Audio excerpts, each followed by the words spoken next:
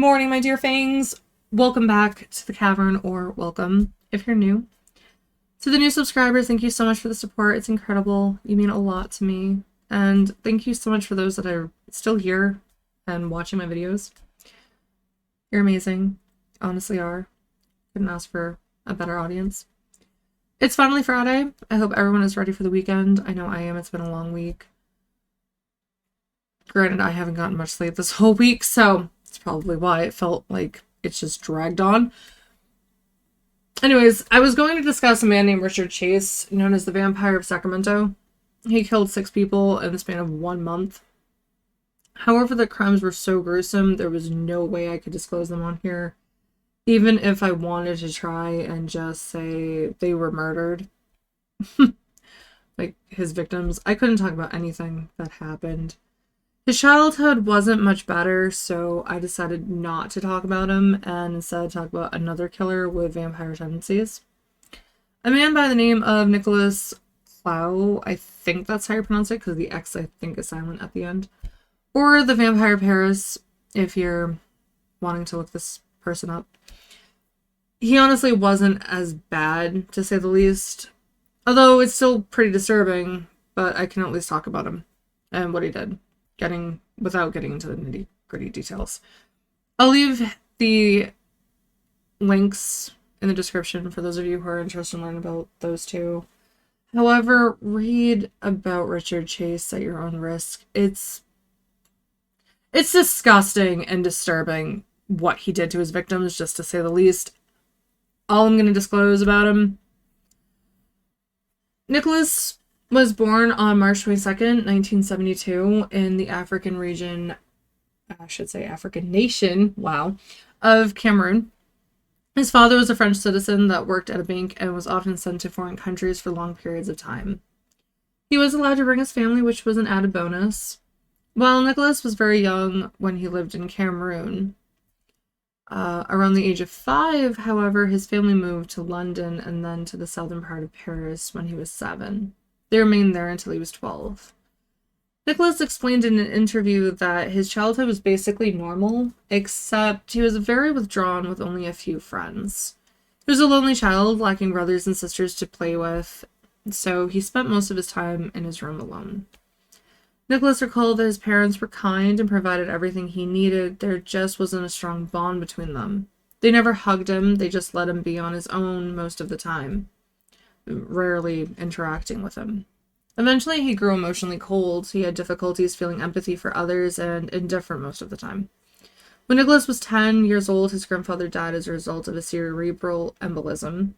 The two had been arguing at the time, and Nicholas's family, he felt, blamed him for the untimely death.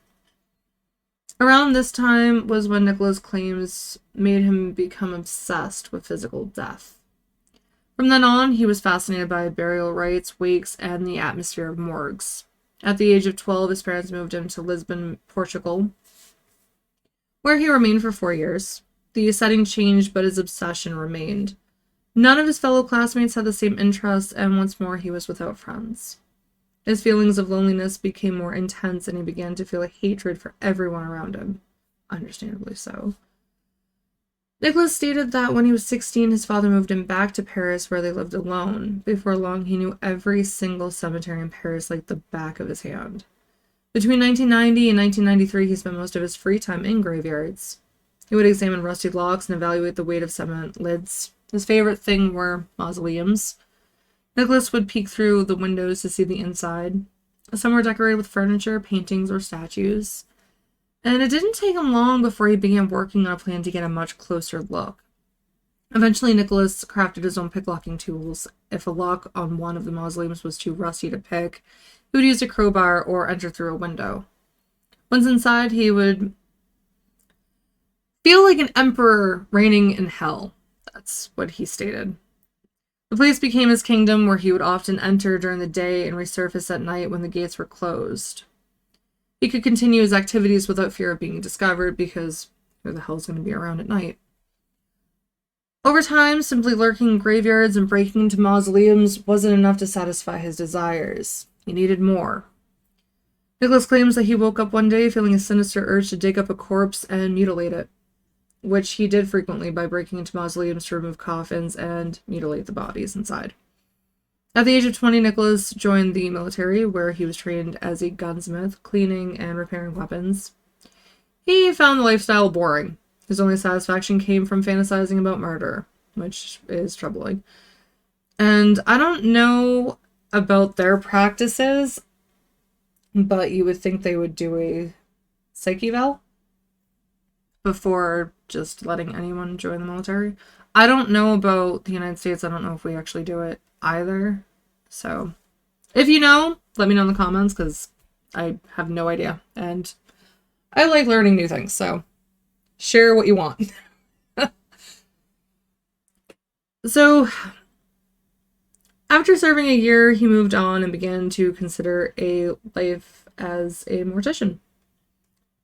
In 1993, the only local school for embalming declined his application, which led him to work at St. Vincent de Paul Hospital in Paris, a hospital for children.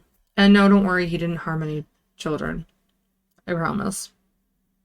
He didn't stay at the hospital long. In summer of 1993, he took a position as a morgue attendant and stretcher bearer at St. Joseph Hospital, which is also in Paris.